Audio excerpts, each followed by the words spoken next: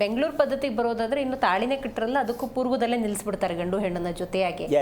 ಆದರೆ ಗ್ರಾಮೀಣ ಭಾಗದಲ್ಲಿ ಈಗಲೂ ಕೆಲವೊಂದು ಕಡೆ ರೂಢಿಯಲ್ಲಿರೋ ಪ್ರಕಾರ ತಾಳಿ ಕಟ್ಟಿದ ನಂತರ ಒಂದು ಸ್ವಲ್ಪ ರಿಸೆಪ್ಷನ್ ಅಂತ ಮಾಡ್ತಾರೆ.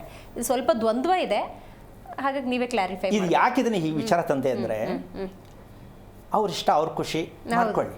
ಆದರೆ ಒಂದು ಹೇಳ್ಬೋದು, ಮದುವೆ ಆಗೋದು ಒಳ್ಳೇದಾಗಲಿ, ಹೆಣ್ಣಿಗೆ ಒಳ್ಳೇದಾಗಲಿ ಅಂತ ಅವ್ರು ಅನ್ಕೋತಾರೆ, ಗಂಡಿಗೆ ಒಳ್ಳೇದಾಗಲಿ ಅಂತ ಇವ್ರು ಅನ್ಕೋತಾರೆ. ಒಳ್ಳೇದಾಗ್ತಾ ಇದೆಯಾ ಸ್ವಲ್ಪ ಯೋಚನೆ ಮಾಡೋಣ. ಶ್ರೀಮಂತಿಗೆ ನಾನು ಮಾತಾಡ್ತಾ ಇಲ್ಲ, ಅವರ ವೈಯಕ್ತಿಕವಾದ ಬರ್ತದೆ, ಅದು ಅವ್ರು ಏನು ಇಟ್ಟಿರ್ತಾರೋ ಡೆಪಾಸಿಟ್ ಅದರಂತೆ ಅವ್ರ ಶ್ರೀಮಂತಿಗೆ ನಡೀತಾ ಇರುತ್ತೆ. ಅದ್ರ ಬಗ್ಗೆ ನಮ್ಮದು ಯಾವುದೇ ತಕರಾರಿಲ್ಲ. ನಾನು ಕೇಳ್ತೀನಿ, ಮಾನಸಿಕವಾಗಿ ಐಶ್ವರ್ಯವಂತರು ಗಂಡು ಹೆಣ್ಣು ಆಗಬೇಕಾ ಬೇಡವಾ? ಆರೋಗ್ಯ ದೈಹಿಕವಾಗಿ ಮಾನಸಿಕವಾಗಿ ಹೆಣ್ಣು ಗಂಡು ಸಿದ್ಧತೆ ಆಗಬೇಕಾ ಬೇಡವಾ? ನಿಜ. ಯಾಕೆ ಸಿದ್ಧತೆ ಆಗಬೇಕು ಅಂದರೆ ಸಂತಾನ, ಮುಂದೆ ಬರುವ ಸಂತಾನ ಇವರಿಬ್ಬರು ಬೇಸಿಕ್. ಅವರಿಬ್ಬರು ಆರೋಗ್ಯ ಕೆಟ್ಟಿದೆ ಅಂದಮೇಲೆ ಹುಟ್ಟುವ ಸಂತಾನವೂ ಆರೋಗ್ಯ ಕೆಟ್ಟಿದೆ, ಕೆಟ್ಟು ಹೋಗಿದೆ. ಮತ್ತೆ ಮಗುನ ಹೇಗೆ ನೀವು ಸಂಸ್ಕಾರ ಕೊಡೋದಾ, ಪೂಜೆ ಮಾಡಿಸೋದಾ, ನಕ್ಷತ್ರ ಶಾಂತಿ ಮಾಡಿಸೋದಾ, ಸುಬ್ರಹ್ಮಣ್ಯ ಕರ್ಕೊಂಡು ಹೋಗೋದಾ, ಮಂದೇವ್ರು ಕರ್ಕೊಂಡು ಹೋಗೋದಾ, ಹೆಂಗೆ ರಿಪೇರಿ ಮಾಡ್ತೀರಾ? ಹಾಗಂತ ಗುರುಗಳೇ, ಈಗ ಮದುವೆ ಅಂತ ಅಥವಾ ವಿವಾಹದ ಸಂದರ್ಭದಲ್ಲಿ ಹೆಣ್ಣೊಳಗೆ ಗಂಡಿನ ಕಡೆಯವ್ರು ಬಂದರು ಅಥವಾ ಒಂದು ವಿವಾಹವನ್ನು ಕೂಡಿಸೋ ಸಂದರ್ಭದಲ್ಲಿ ನಿಮ್ಮ ಆರೋಗ್ಯ ಹೆಂಗಿದೆ ಅಂತ ಚೆಕ್ ಮಾಡ್ತಾ ಕೂತ್ಕೊಳ್ಳೋಕ್ಕಾಗಲ್ಲ ಅಮ್ಮ. ಅದೇ ಇವತ್ತು ದೇಶದಲ್ಲಿ ತಪ್ಪಾಗ್ತಾ ಇರೋದು ನಾನು ವಿಮರ್ಶೆ ಮಾಡಿ ಹೇಳ್ತಾ ಇರ್ತಕ್ಕಂಥದ್ದು. ಆರೋಗ್ಯ ಯಾಕೆ ಬೇಕಾಗತ್ತೆ ಅನ್ನೋ ಪ್ರಶ್ನೆ ಕೂಡ ನಿನ್ನ ಪ್ರಶ್ನೆಗೆ ಬರುತ್ತೆ. ಯಾವಾಗಲೂ ನನ್ನ ಗಂಡ ನನ್ನ ಪ್ರೀತಿಸ್ಬೇಕು, ಪ್ರೀತಿಸ್ತಾ ಇರಬೇಕು. ಹೆಣ್ಣು ಬೈಕೆ, ಗಂಡಂದು ಬೈಕೆನೆ. ಅದಕ್ಕೆ ಮದುವೆ ಮಾಡ್ಕೋತೀವಿ ಅಂತ ಎಷ್ಟು ಜನ ಅನ್ಕೊಂಡಿರ್ತಾರೆ. ಎಲ್ಲಿ ಹೋಯ್ತು ಪ್ರೀತಿ? ಲವ್ ಮಾಡೇ ಮದುವೆ ಮಾಡ್ಕೋತಾರಮ್ಮ. 3 ವಾರ ಬಿಟ್ಟು ಹೋಗಿ ಮಾತಾಡ್ಸೋ ಅವನ್ನ. ಎಲ್ಲೋದ್ರು ಒಂದೇ ಎಲ್ಲ ಹೋಗೋದು ಬರ್ತಾರೆ. ಅಂದ್ರೆ ಎಲ್ರಿಗೂ ಹೇಳ್ತಾ ಇಲ್ಲ ನಾನು. ಸೊ ಈ ಸಂದರ್ಭಗಳು ಕೆಲವು ಬರುತ್ತೆ. ಅಂದ್ರೆ ನಿಮ್ಮ ಲವ್ ಎಲ್ಲಿ ಹೋಯ್ತು? ನಂಬರ್ 1 ಅರೇಂಜ್ಗೂ ಬರೋಣ.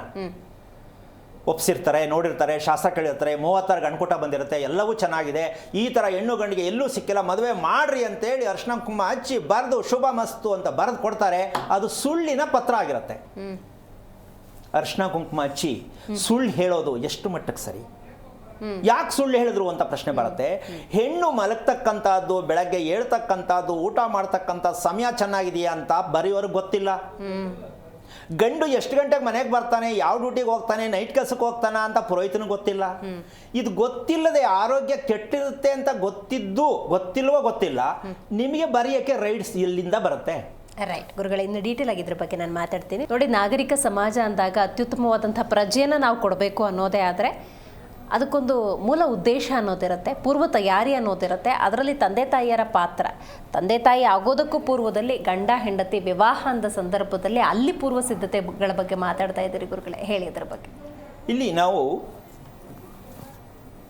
ಒಂದು ಸಣ್ಣ ಉದಾಹರಣೆ ಕೊಡ್ತೀನಿ. ನಿಜವಾದ ಮದುವೆ ದಿನ ಮಾತ್ರ ಮುಖ ನೋಡಬೇಕು. ಇದು ನಿಜವಾದ ಮದುವೆ. ಈಗ ಆಗ್ತಾ ಇದೆಯಾ? ಇಲ್ಲ. ಅಂದ ಮೇಲೆ ಇದಕ್ಕೆ ಶಾಸ್ತ್ರ, ಜ್ಯೋತಿಷ್ಯ, ಮುಹೂರ್ತ, ಪುರೋಹಿತರು, ಮಂತ್ರ, ಗಟ್ಟಿಮೇಳ ಅವಶ್ಯಕತೆ ಏನು ಅಂದ್ರೆ ಮಾಡಿ. ಓಕೆ, ಹೆಣ್ಣು ಗಂಡು ಪ್ರಥಮವಾಗಿ ನೇರ ಮುಖ ನೋಡುವ ಹಾಗಿಲ್ಲ ಅಂತ ಕನ್ನಡಿಯಲ್ಲಿ ಮುಖ ತೋರಿಸ್ತಾರೆ. ಯಾಕೆಂದ್ರೆ ಆ ಕನ್ನಡಿ ಶುಕ್ರ ಸೌಂದರ್ಯವಾಗಿರ್ತಕ್ಕಂತಹ ರೀತಿಯಲ್ಲಿ ಜೀವನ ಪರ್ಯಂತ ಹೆಣ್ಣು ಗಂಡು ಸೌಂದರ್ಯವಾಗಿರಲಿ ಅಂತ. ಅಂತಹ ಮದುವೆ, ಪವಿತ್ರವಾದ ಮದುವೆಯನ್ನ ನಾವು 5 ನಿಮಿಷ ಮಾತಾಡ್ಕೊಂಡ್ಬಿಡ್ಲಿ ಅಂತ ಈಗಲೇ ಅಪ್ಪ ಅಮ್ಮ ಪರ್ಮಿಷನ್ ಕೊಡ್ತಾರೆ. 5 ನಿಮಿಷ ಮಾತಾಡ್ಕೊಂಡು ಗಂಡು ಹೆಣ್ಣು ಏನು ಅರ್ಥ ಮಾಡ್ಕೊಳಕ್ಕಾಗತ್ತೆ? ಅಪ್ಪ ಅಮ್ಮ 60 ವರ್ಷ ಸಂಸಾರ ಮಾಡಿ ಅವ್ರಿಗೆ ಇನ್ನೂ ಅರ್ಥ ಆಗಿರಲ್ಲ. ಕೇಳಿದ್ರೆ ಏನು ನಿಮ್ಮ ಸಂಸಾರ ಹೇಗಿತ್ತು? ಏನೋ ಕಟ್ಕೊಂಡ್ಬಿಟ್ಟೆ ಸ್ವಾಮಿ, ಇನ್ನೇನು ಮಾಡೋದು ಅಂತ ಹೇಳ್ತಾರೆ. ಅಂದ್ರೆ ಗೊತ್ತೇ ಇಲ್ಲ. ಅಂದ ಮೇಲೆ ಇವ್ರ ಹೊಟ್ಟೆಯಲ್ಲಿ ಹುಟ್ಟಿದ ಮಕ್ಕಳಿಗೆ ಇವರು ಯಾವ ರೀತಿಯಾಗಿ ಸಂಸ್ಕಾರವನ್ನ ಹೇಳ್ಕೊಡಕ್ಕಾಗತ್ತೆ? ಇವ್ರು ಫೇಲ್ ಆಗಿದ್ದಾರೆ, ಅಕಸ್ಮಾತ್ 2 ಮದುವೆ ಮಾಡ್ಕೊಂಡಿದ್ದಾರೆ, ಅಕಸ್ಮಾತ್ ಹೆಂಡತಿ ಬಿಟ್ಬಿಟ್ಟೋಗಿರ್ಬೋದು ಅಥವಾ ಗಂಡ ಬಿಟ್ಟೋಗಿರ್ಬೋದು. ಇದೆಲ್ಲ ದುರಂತಗಳು ತಾನೆ.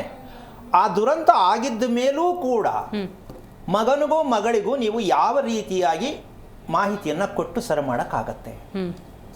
ಪವಿತ್ರವಾದ ಮದುವೆ ವಿಷಯ ಗೊತ್ತಾಯ್ತಲ್ಲ, ಆ ರೀತಿ ಮದುವೆ ಇವತ್ತು ನಡೀತಾ ಇದೆಯಾ?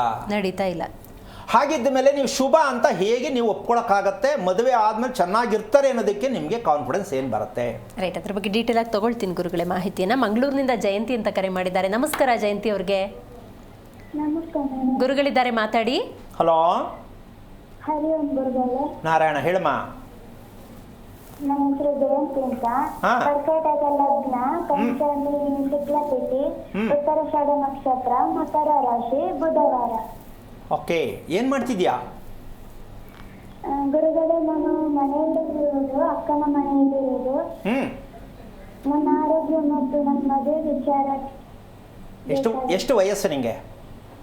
ನನಗೆ 36 ವರ್ಷ ಗುರುಗಳೇ. 36. ಯಾಕೆ ಮದುವೆ ಆಗಿಲ್ಲ? ಗುರುಗಳೇ, ಮದುವೆ ಎಲ್ಲ ಫಿಕ್ಸ್ ಆಗಿತ್ತು. ಫಿಕ್ಸ್ ಆದ್ಮೇಲೆ ನಾನು ಮಂಟಪಕ್ಕೆ ಹೋಗುವಾಗ ಪಿರಿಯಡ್ ಆದೆ. ಆದ್ಮೇಲೆ ಒಂದು 5 ದಿನ ಕಳೆದ ಮೇಲೆ ಹುಡುಗ ಹೇಳಿದ ಮನೆಯಲ್ಲಿ ನನಗೆ ಅದೇ ಹುಡುಗಿ ಬೇಕು ಅಂತ. ಹಾಗೆ ನಾವಿಬ್ರು ಮಾತಾಡ್ತಾ ಇದ್ದೇವೆ. ಮತ್ತೆ ಅಪ್ಪನ ತಿಥಿ ಎಲ್ಲ ಮಾಡ್ಬೇಕು ಅಂತ ನೀವು ಹೇಳಿದ್ರಿ, ನಾವು ಮಾಡಿದ್ದೆವು. ನಮ್ಮನ್ನ ಮಾಡಿದ್ದು ತಿಥಿಯನ್ನು. ಎಲ್ಲಿ ಮಾಡಿದ್ದು? ಅದು ನಾವು ಉಪ್ಪಿನಂಗಡಿಯಲ್ಲಿ ಮಾಡಿದ್ದು. ಎಲ್ಲಮ್ಮ? ಉಪ್ಪಿನಂಗಡಿಯಲ್ಲಿ ಉಪ್ಪಿನಂಗಡಿ ದೇವಸ್ಥಾನ. ಅಲ್ಲ, ನಾನು ಮಾಡಿ ಅಂತ ಹೇಳಿದೆ, ಎಲ್ಲಿ ಮಾಡಬೇಕು ಅಂತ ಹೇಳಿಲ್ವಲ್ಲ? ಅದೇ ನಾವು ಪುರೋಹಿತರಲ್ಲಿ ಕೇಳಿದ್ವಿ. ಒಂದು ಸಲ ನಿಮ್ಮ ಹತ್ತಿರ ಬಂದಿದ್ದೆವು ಗುರುಗಳೇ, 2018ರಲ್ಲಿ ನಿಮ್ಮ ಹತ್ತಿರ ಬಂದಿದ್ದೆವು. ಆಮೇಲೆ ನೀವು ಹೇಳಿದ್ರಿ, ಒಬ್ಬ ವ್ಯಕ್ತಿ ತೀರೋದ ಮೇಲೆ ಬರಕ್ಕಾಗದಿದ್ರೆ ಮತ್ತೆ 6 ವರ್ಷ ಕಳಿಬೇಕು ಅಂತ. ಹಾಗೆ ನಾವು ಬರೋಕ್ಕಾಗ್ಲಿಲ್ಲ. ಈಗ ನನ್ನ ಅಪ್ಪ ಅಮ್ಮ ತೀರಿ ಹೋಗಿ, ಅಪ್ಪ ಹೋಗಿ 10 ವರ್ಷ ಆಯ್ತು, ಅಮ್ಮ ಹೋಗಿ 4 ವರ್ಷ ಆಯ್ತು. ಹಾಗೆ ನಿಮ್ಮ ಮನೆ ಎಷ್ಟು ವರ್ಷದ್ದು? ಮನೆ ನಮ್ಮ ಸಣ್ಣದಿರುವಾಗದಿಂದ ಇದೆ ಗುರುಗಳೇ. ಅದೇ ನಾನು ಅಲ್ಲಿಲ್ಲ ಈಗ. ಇನ್ನೆಲ್ಲಿದ್ಯಾ? ನನ್ನ ಅಕ್ಕನ ಮನೆಯಲ್ಲಿ ಇರೋದು. ನಿನಗೆ ಅಣ್ಣ ತಮ್ಮ? ಅಣ್ಣ ಇದ್ದಾನೆ. ಅವನಿಗೆ ಭರಣಿ ನಕ್ಷತ್ರದಲ್ಲಿ ಮದುವೆ ಆಗೋದು ತುಂಬಾ ಕಷ್ಟ ಅಂತ ಹೇಳಿದ್ರಿ. ಹಾಗೆ ನಾವು ಪುರೋಹಿತರಲ್ಲಿ ಕೇಳಿ ಅಪ್ಪನ ತಿಥಿ ಮಾಡಿದ ಮೇಲೆ ಅವನಿಗೆ ಮದುವೆ ಆಯ್ತು ಗುರುಗಳೇ. ಈಗ ಅವನು ಹುಡುಗಿಯ ಮನೆಯಲ್ಲಿ ಇದ್ದಾನೆ. ಅವನು ಆಯ್ತಲ್ಲ, ಈಗ ತಿಥಿ ಮಾಡೋದಕ್ಕೆ ಅವ್ನು ಮದುವೆ ಆಯ್ತು, ಹೌದಲ್ಲ? ಹೌದು. ಈಗ ಎಲ್ಲಿದ್ದಾನೆ? ಅವ್ರ ಮನೇಲಿ ಇದ್ದಾನೆ. ಹೌದು. ಈಗ ಬರ್ಬೇಕು ಅಂತ ನಾನು ಕಳೆದ ವರ್ಷ ನಿಮ್ಗೆ ಫೋನ್ ಮಾಡಿದ್ದೆ. ನಾನು ಆಯುಷ್ ಟಿವಿಯಲ್ಲಿ ನೀವು ಇದ್ರಿ. ಆವಾಗ ನೀವು ಹೇಳಿದ್ರಿ ತಿರುಪತಿಗೆ ಹೋಗ್ಬೇಕು, ಆದ್ರೆ ಹೋಗಕ್ಕಾಗಲ್ಲ, ಗಾಡಿ ಪಂಚರ್ ಆಗುತ್ತೆ ಅಂತ ಹೇಳಿದ್ರಿ. ಅದಕ್ಕೆ ನಾನು ಲಕ್ಷ್ಮೀ ದೇವಸ್ಥಾನಕ್ಕೆ ಹೋಗಿ ಬಂದೆ. ಆಯ್ತು, ಕೇಳಿಸ್ಕೊಮ್ಮ, ಹೇಳ್ತೀನಿ. ಈ ಹುಡುಗಿಗೆ 34 ವರ್ಷ ಆಗಿದೆ. ಮದುವೆ ವಿಚಾರ, ಅದರಲ್ಲೂ ಮೊದಲನೇದಾಗಿ ಉತ್ತರಾಷಾಢ ನಕ್ಷತ್ರ. ಇದು ರವಿ ಅಂದರೆ ಗಂಡು ಮಗು ಆಗಬೇಕಿತ್ತು, ಹೆಣ್ಣು ಮಗು ಆಗಿದೆ. ಯಾಕೆ ಇದು ಹೇಳ್ತೀನಿ ಅಂತಂದರೆ, ಮದುವೆ ಒಪ್ಪಿಸ್ತಕ್ಕಂಥದ್ದು, ಮದುವೆ ಆದಮೇಲೆ ಚೆನ್ನಾಗಿರ್ತಕ್ಕಂಥದ್ದು 80% ಇರಲ್ಲ. ಯಾಕೆ ಅಂದರೆ ಹೆಣ್ಣು ರೂಪಿನ ಗಂಡು ಅಂತ ಹೇಳುತ್ತೆ ಉತ್ತರಾಷಾಢ ನಕ್ಷತ್ರ. ಹೆಸರಿಗೆ ಹೆಣ್ಣು, ಬಟ್ ಅವಳ ಮೈಂಡ್ ಸೆಟ್ಟಲ್ಲಿ ಅವಳ ಧೈರ್ಯ, ಅವಳು ತಗೊಳ್ಳೋ ನಿರ್ಧಾರಗಳೆಲ್ಲ ಗಂಡು ಹುಡುಗನ ಥರನೇ ಇರುತ್ತೆ. ಕೇರೆ ಮಾಡಲ್ಲ, ಮಂಡು ಧೈರ್ಯ ಜಾಸ್ತಿ ಇರುತ್ತೆ. ಇದರಿಂದ ಲೈಫ್ ಪೂರ್ಣವಾಗಿ ಕುಸಿತಾ ಹೋಗುತ್ತೆ. ಅದು ತಪ್ಪ ಅಂತ ಕೆಲವರು ಹೇಳಿದ್ರೆ, ತಪ್ಪು ಅಂತ ಹೇಳೋದಕ್ಕಿಂತ ಧೈರ್ಯವಾಗಿರಬೇಕು ಅನ್ನೋದು ಒಂದು ಲೆಕ್ಕದಲ್ಲಿ. ಆದರೂ ಕೆಲವೊಂದು ಸಂದರ್ಭಕ್ಕೆ ಹೆಣ್ಣು ಹೆಣ್ಣಾಗೇ ಇರಬೇಕು. ಕೆಲವೊಂದು ಸಂದರ್ಭಕ್ಕೆ ಈ ಉತ್ತರಾಷಾಢ ನಕ್ಷತ್ರದ ಮದುವೆ ಅಂತಕ್ಕಂಥದ್ದು ಯಾವ ಕಾರಣಕ್ಕೂ ಏಳಿಗೆ ಇಲ್ಲದ ನಕ್ಷತ್ರ. ಕಾರಣ, ಈಗ ತಂದೆ ತಾಯಿ ಇಬ್ಬರು ಇಲ್ಲ ಅಮ್ಮ.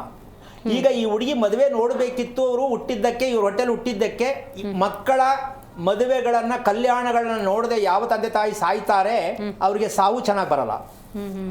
ಮಕ್ಕಳ ಕಲ್ಯಾಣವನ್ನ ಕಣ್ಣಲ್ಲಿ ನೋಡದೆ ಅವರನ್ನ ದುಸ್ಥಿತಿಯಲ್ಲಿ ಬಿಟ್ಟು ಹೋಗುವ ತಂದೆ ತಾಯಿಗಳಿಗೆ ಮೋಕ್ಷ ಅಂತ ನಾವು ಮಾತಾಡ್ತೀವಿ. ಯಾವ ಕಾರಣಕ್ಕೂ ಸಾವು ಚೆನ್ನಾಗಿ ಬರಲ್ಲ, ಕುಟುಂಬ ಛಿದ್ರ ಆಗತ್ತೆ, ಅದ್ರ ಶಾಪ ಜೀವನ ಪರ್ಯಂತ ಅನುಭವಿಸ್ಬೇಕಾಗತ್ತೆ. ಈಗ ಈ ಮಗುಗೆ ನಿಂತು ಮಾಡೋರು ಯಾರಿಲ್ಲ. ಒಂದು ತಿಥಿ ಮಾಡಿದ ತಕ್ಷಣ, ಶ್ರಾದ್ದ ಮಾಡಿದ ತಕ್ಷಣ ಮದುವೆ ಆಗುತ್ತೆ ಅಂತಕ್ಕಂಥ ವಿಷಯ ಒಂದು ತಿಳ್ಕೊಂಡು ಇವ್ರು ಏನು ಮಾಡಿದ್ರು, ಅನುಕೂಲಕ್ಕೆ ತಕ್ಕಂತೆ ಮಾಡಿ ಮುಗಿಸಿದ್ರು. ಆದರೆ ಅದು ಮುಂದಿನ ಭಾಗ ಬೇಕಲ್ಲ. ಅದಕ್ಕೆ ಯಾವುದೇ ಒಂದು ಶುಭ ಕಾರ್ಯ ಮಾಡಬೇಕಾದ್ರೆ ಹೆಣ್ಣಾಗ್ಲಿ ಗಂಡಾಗ್ಲಿ, ಅಮ್ಮ ಒಂದು ನಾರಾಯಣ ಬಲಿ, ಒಂದು ನಾಗಬಲಿ ಅಂತ ಇರುತ್ತೆ. ಇದು ಕ್ರಮ. ನಮ್ಮಲ್ಲಿ ನಾಗಬಲಿ ಯಾಕೆ ಮಾಡಬೇಕು? ನಾನೇನು ಹಾವು ತೊಂದರೆ ಕೊಟ್ಟಿಲ್ಲ, ಹಾವಿಗೇನು ಇದು ಮಾಡಿಲ್ಲ ಅಂತ ಅಲ್ಲ. ಮನಸ್ಸನ್ನು ನೋವು ಮಾಡ್ಕೊಂಡಿರ್ತಕ್ಕಂಥದ್ದೇ ನಾಗಬಲಿ ಬೇಕು. ಒಂದು ಹೆಣ್ಣಿಗೆ ಹೊಡೆಯೋದು, ಒಂದು ಹೆಣ್ಣಿಗೆ ಬೈಯೋದು, ಮಗಳಿರ್ಬೋದು, ಹೆಂಡತಿ ಇರ್ಬೋದು, ತಾಯಿ ಇರ್ಬೋದು, ಅದು ನಾಗದೋಷನೇ. ಅಂತ ನಮಗಿನ್ನೂ ಗೊತ್ತಿಲ್ಲ. ಸರ್ಪದೋಷ ಅಂತ ಹೇಳ್ತಾರೆ, ಅವರು ವರ್ಣನೆ ಮಾಡಿ ಹೇಳಲ್ಲ. ಸರ್ಪದೋಷ ಏನು ಅಂತ ಇವ್ರಿಗೂ ಗೊತ್ತಿಲ್ಲ. ಮಾತಿದ್ರೆ ಸುಬ್ರಹ್ಮಣ್ಯಕ್ಕೆ ಹೋಗೋ, ಮುಗಿಸ್ಕೊ ಬಾ, ಸರಿ ಹೋಯ್ತು ಅಂತ ಅನ್ಕೋತಾರೆ. ಜೀವನ ಪರ್ಯಂತ ಸರಿ ಹೋಗಲ್ಲ. ಇದನ್ನ ನೀನು ಫಸ್ಟ್ ತಿಳ್ಕೊ. ಸುಬ್ರಹ್ಮಣ್ಯದಲ್ಲಿ ಮಾಡ್ತಕ್ಕಂತಹ ಒಂದು ವಿಚಾರದಲ್ಲಿ ಕೆಲವೊಂದು ತಪ್ಪಿದೆ, ಅದನ್ನು ಸರಿಪಡಿಸ್ಕೊಳ್ಳೋ ಪ್ರಯತ್ನ ಮಾಡು. ಮತ್ತು ಮದುವೆಗೋಸ್ಕರ ಎಲ್ಲ ಬರೀ ಇದನ್ನೇ ಮಾಡಬೇಕಾ ಅಂತ ಅನ್ಕೋಬೇಡ. ಮದುವೆ ಆಗದೆ ಹಾಗೆ ಇದ್ರೂ ಪರವಾಗಿಲ್ಲ, ಮದುವೆ ಮಾಡ್ಕೋಬೇಡ. ನೀವು ಕಂಪ್ಲೀಟ್ ಕ್ಲೀನ್ ಮಾಡ್ಕೊಳ್ಳೋ ಪ್ರಯತ್ನ ಮಾಡು. ಹುಡುಗ ನಿನ್ನನ್ನು ಇಷ್ಟಪಟ್ಟು ಪ್ರತಿಯೊಂದಲ್ಲೂ ನಾನು ಸಹಕಾರ ಮಾಡ್ತೀನಿ ಅಂದರೆ ಹುಡುಗನಿಗೆ ದಯವಿಟ್ಟು ಕರ್ಕೊಂಡು ಬಾ, ಹೇಳಿಕೊಡ್ತೀನಿ. ಮದುವೆ ಮಾಡೋ ಕ್ರಮ, ಮದುವೆ ಖರ್ಚು ಮಾಡೋ ಹಣ ಎಲ್ಲನೂ ಇವರಿಬ್ಬರಿಗೋಸ್ಕರವಾಗಿ ಸರಿ ಮಾಡ್ಕೋಬಾರ್ದೇನಮ್ಮ. ಕರೆಕ್ಟ್. ಮದುವೆಗೆ 4 ಜನ ಕರೆದು ಊಟ ಹಾಕೋ ಸೆಕೆಂಡ್ರಿ. ಇವರಿಬ್ರು ಚೆನ್ನಾಗಿರೋಕ್ಕೆ ಆ ಹಣ ನಿಲ್ಲಿಗೂ ನೀವು ಉಪಯೋಗಿಸಿ. ಇದನ್ನ ನಿನ್ಗೆ ಹೇಳಿದ್ದೀನಿ ತಾಯಿ, ಪ್ರಯತ್ನ ಮಾಡು. ಮತ್ತೆ ನಿಂಗೆ ಸಿಕ್ಕಿದೆ ಅವಕಾಶ ಅಂದರೆ ಒಳ್ಳೇದಾಗತ್ತೆ, ಹೆದರಬೇಡ, ಒಳ್ಳೇದಾಗಲಿ ತಾಯಿ. ಜಿ ಕನ್ನಡ ನ್ಯೂಸ್ ಈಗ ನಿಮ್ಮ ಮನೆಯಲ್ಲೇ ನೋಡಿ. ಎಲ್ಲ ಕೇಬಲ್ಗಳಲ್ಲಿ ಈಗ ಲಭ್ಯ. ನಿಮ್ಮ ನೆಚ್ಚಿನ ಜಿ ಕನ್ನಡ ನ್ಯೂಸ್ ಈಗ ಸನ್ ಡೈರೆಕ್ಟ್ ನಲ್ಲಿ number 292, Tata play number 1664, Jio TV number 1334, NXT digital number 30, in cable number 30, city networks 51, U digital number 162, GTPL number 17, Rockline telecommunications number 42, Shri Basaveshwara cable number 168, rural cable network 60, Vinayaka digital 57, Abhishek cable 821, city channel 53, Siddeshwara cable network 57, V4 digital Infotech 628, Surya digital networks 53, Gajanan digital number 836, Malnad Infotech private limited number 56, Metrocast number 830, Victory digital number 167ರಲ್ಲಿ ನೋಡಿ ಆನಂದಿಸಿ.